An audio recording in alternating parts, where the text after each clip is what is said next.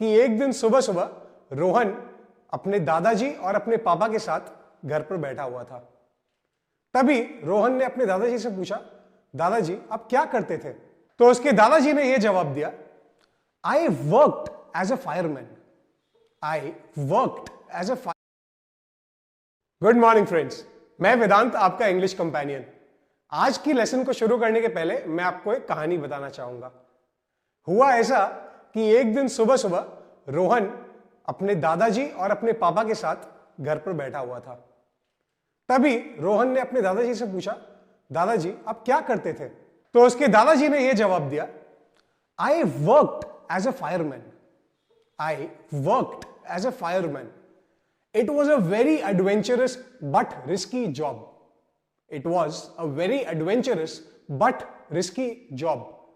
I have saved the lives of many people from fires. I have saved the life of many people from fires. तभी रोहन के पापा ने बीच में बोला कि I work in a corporate office. I work in a corporate office. I have my own cabin and a personal assistant. I have my own cabin and a personal assistant. My job is not risky at all. My job is not risky at all. अब रोहन तो अभी तक काम करता नहीं था, वो तो स्कूल में था। तो उसने क्या बोला? उसने बोला, I will work as a pilot. I will work as a pilot. I will fly big aeroplanes into the sky. I will fly big aeroplanes into the sky. You will be proud of me. You all will be proud of me. आइए देखते हैं कि इन तीनों लोगों ने जो sentences बोले, इनमें क्या छुपा हुआ है। इनमें छुपा हुआ है टेंसेस का राज। आइए तीनों सेंटेंसेस को वापस देखते हैं। सेंटेंस नंबर 1, रोहन के दादाजी ने बोला, I worked as a fireman. I worked as a fireman. Rohan के पापा ने बोला, I work in a corporate office. I work in a corporate office. और रोहन ने बोला, I will work as a pilot. I will work as a pilot. यहां पर ध्यान से देखते हैं क्या चीज हो रही है। जैसा कि हम देख सकते हैं, तीनों सेंटेंसेस में जो वर्ब है, वर्ब कौन सा है? वर्क। एकदम सही बोला। जो तीनों सेंटेंसेस में वर्ब है यानी कि वर्क, वो सेम है, बट तीनों के जो फॉर्म्स है वो अलग अलग है। ऐसा क्यों है? रोहन के दादाजी ने काम ऑलरेडी कर लिया था। उन्होंने पास्ट में काम ऑलरेडी कर लिया था, तो उन्होंने पास्ट टेंस में बोला, आई वर्कड। रोहन के पापा वो आज इस डेट पर भी काम कर रहे हैं, तो उन्होंने बोला, आई वर्क। और रोहन तो अभी काम नहीं कर रहा है, तो उसने बोला कि आई विल वर्क, यानी कि भविष्य में आई विल वर्क।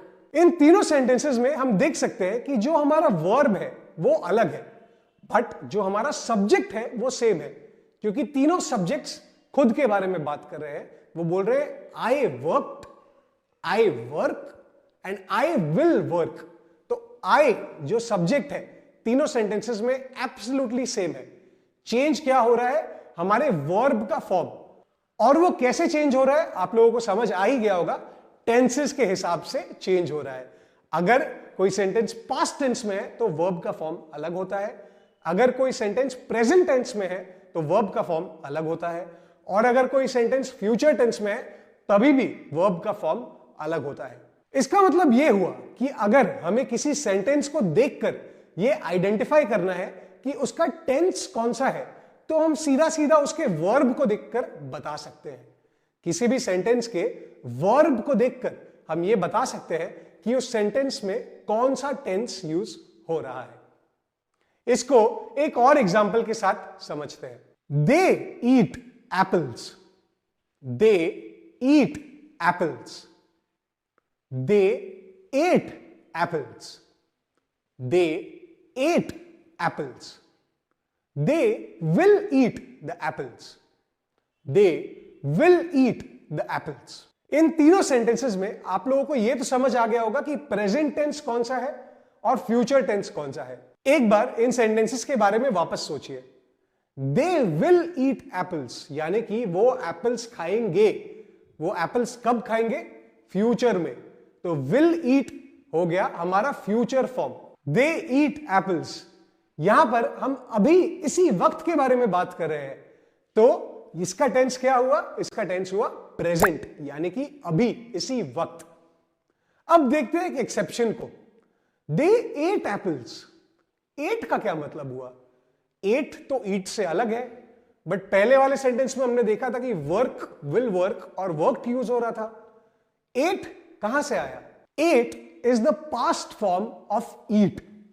जैसे worked was the past form of work, वैसे ate is the past form of eat. तो ईट एट कैसे हो गया और वर्क वर्कड क्यों रहा? इसका क्या राज है? आइए समझते हैं। किसी भी वर्ब के दो फॉर्म्स होते हैं। किसी भी वर्ब के, चाहे वो दुनिया का कोई भी वर्ब हो, उसके दो फॉर्म्स होते हैं। एक होता है सिंपल फॉर्म। सिंपल फॉर्म यानी कि वर्क, सिंपल फॉर्म यानी कि ईट, सिंपल फॉर्म यानी कि प्ले। दूसरा फॉर्म जो होता है हर वर्ब का, वो होता है उसका पास्ट फॉर्म। पास्ट फॉर्म, जैसा कि हमने वर्क के केस में देखा था, हो गया था वर्कड। अगर हम प्ले के केस में देखें तो वो हो जाएगा प्लेड। बट अगर हम ईट के केस में देखें तो वो हो जाता है एट। इसमें हम क्लियरली देख सकते हैं कि कुछ वर्ब्स हैं जिनका पास्ट फॉर्म उसमें सिर्फ ईडी लगाने से हो जाता है, और कुछ ऐसे वर्ब्स हैं जिसमें पूरा शब्द ही चेंज हो गया अगर हमें उसका पास्ट फॉर्म बनाना हो। जो भी ऐसे वर्ब्स होते हैं जिनके सिर्फ ईडी लगाने से पास्ट फॉर्म बन जाए, उन्हें हम इस कोर्स में बुलाएंगे अच्छे वर्ब्स। क्या बुलाएंगे? अच्छे वर्ब्स। और ऐसे जितने वर्ब्स होंगे जिनके पास्ट फॉर्म और प्रेजेंट फॉर्म में जमीन आसमान का फर्क है, उन्हें हम बुलाएंगे नालायक वर्ब्स। क्या बुलाएंगे? नालायक वर्ब्स। जैसे कि हर एक क्लास में अच्छे बच्चे होते हैं और नालायक बच्चे होते हैं, वैसे ही वर्ब्स में भी दो टाइप के वर्ब्स होते हैं। एक होते हैं अच्छे वर्ब्स, दूसरे होते हैं नालायक वर्ब्स। क्या होते हैं ये अच्छे और नालायक? मैं आपको एक बार फिर से बताता हूं, ध्यान से सुनिएगा। अच्छे वर्ब्स वो वर्ब्स होते हैं जिनके प्रेजेंट से पास्ट फॉर्म में जाने के लिए हमें उस वर्ब में सिर्फ ईडी लगाना होगा। क्या लगाना होगा? सिर्फ ईडी, यानी कि प्ले बन जाएगा प्लेड, वर्क बन जाएगा वर्कड, कॉल बन जाएगा कॉल्ड। ये सारे हो गए एग्जांपल्स अच्छे वर्ब्स के। नालायक वर्ब्स वो वर्ब्स होते हैं जिनके प्रेजेंट फॉर्म और पास्ट फॉर्म में जमीन आसमान का फर्क है, यानी कि कोई रिलेशन ही नहीं है। इनको याद करना थोड़ा डिफिकल्ट होगा, मैं समझ सकता हूं, बट इनको याद करने का और कोई तरीका नहीं है। नालायक वर्ब्स वो वर्ब्स होते हैं जिनके सिंपल और पास्ट फॉर्म में कोई रिलेशन नहीं रहता है। जैसे कि हमने ऑलरेडी देख लिया, eat becomes ate, eat becomes ate, fall becomes fell, fall यानी कि गिरना बिकम्स फेल, सी यानी कि किसी चीज को देखना, सी बिकम्स सॉ, सी बिकम्स सॉ। जैसा कि आप देख सकते हैं, नालायक वर्ब्स के सिंपल फॉर्म और पास्ट फॉर्म में कोई रिलेशन नहीं है। इनको अगर हमें सही तरीके से बोलना है तो उसका एक ही तरीका है, जैसा कि हम हर क्लास में बोलते आ रहे हैं, प्रैक्टिस।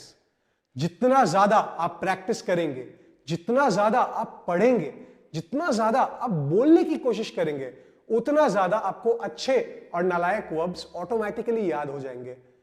जब हम एडवांस स्पीकर्स ऑफ इंग्लिश बन जाएंगे, तब आपको यह सोचना भी नहीं होगा कि अच्छे वर्ब कौन से हैं और नालायक वर्ब कौन से हैं। ऑटोमेटिकली आपके मुंह से उनका सिंपल फॉर्म और पास्ट फॉर्म सही निकलेगा। ऐसा क्यों होगा? क्योंकि आपने मेहनत की है, क्योंकि आपने प्रैक्टिस किया है। तो जल्दी से समराइज करते हैं, आज के लेसन में हमने क्या सीखा। आज के लेसन में हमने 3 अलग अलग टाइप के टेंसेस के एग्जाम्पल देखे, रोहन और उसके परिवार के साथ।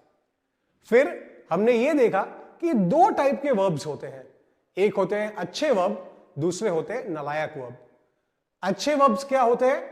अच्छे वर्ब्स वैसे वर्ब्स होते हैं जिनके सिंपल फॉर्म और पास्ट फॉर्म में सिर्फ ईडी का अंतर होता है। ईडी का अंतर होता है।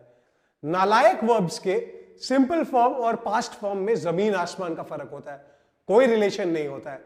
इनको हमें सिर्फ याद रखना होगा। ये याद हम कैसे रखेंगे? प्रैक्टिस के साथ, रोजाना प्रैक्टिस के साथ ये हमारा सेकंड नेचर बन जाएगा। हमें सोचना भी नहीं होगा कि अच्छा वर्ब कौन सा है, नालायक वर्ब कौन सा। तो आज के क्लास के लिए बस इतना सा। वापस मिलते हैं बहुत जल्दी।